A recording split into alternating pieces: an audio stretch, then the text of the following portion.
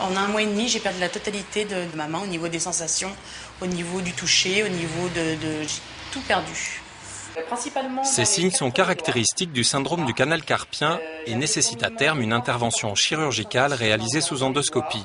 Le but, ouvrir le canal carpien dans sa partie supérieure pour en augmenter le diamètre et libérer ainsi le nerf médian. L'intervention est réalisée sous anesthésie locale, seuls le poignet et la main sont endormis. Et j'injecte le produit d'anesthésie locale, qui est de la xylocaïne, qui est le produit d'anesthésie locale qu'emploie le dentiste.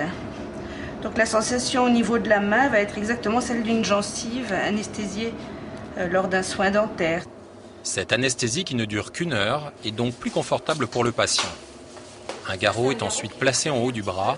Son rôle, empêcher tout saignement du poignet pendant l'intervention. L'opération peut maintenant commencer. D'accord, donc le principe de l'incision est de trouver un pli pour que la cicatrice soit le plus discrète possible. L'incision mesure environ 10 à 15 mm de long. Voilà. Le chirurgien introduit successivement 2 instruments, une râpe et une bougie, 2 gestes qui vont élargir le canal carpien et faciliter l'introduction d'un endoscope muni d'un couteau. Ce que vous voyez sur l'écran, le blanc nacré, c'est le toit du canal carpien. En haut. En bas, vous voyez mon couteau qui sort et qui va servir à couper ce toit.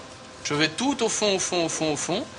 Et quand je suis au fond, que je suis sûr d'être au fond et que je ne vais pas trop loin, je vais couper ce toit. Alors je repère ça, je fais sortir mon couteau et je vais doucement inciser le toit de mon canal carpien.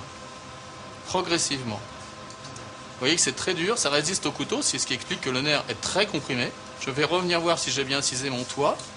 La graisse commence à tomber à l'intérieur, ce qui est bon signe. Voilà, mon canal est complètement libéré. L'intervention est terminée, elle a duré 15 minutes.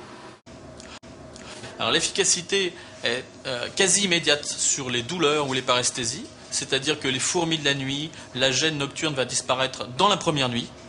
En revanche, la force musculaire est diminuée tant que le ligament n'a pas cicatrisé. La sensation du bout des doigts et la sensibilité est diminuée tant que le nerf n'a pas récupéré. Et la récupération se fait à la vitesse de 1 mm par jour. Donc ça va prendre 6-7 mois avant d'être parfaitement bien comme avant. 9 mois après son opération, Sandra a retrouvé toute sa dextérité manuelle. Comme elle, 80 000 patients bénéficient de cette intervention chaque année en France.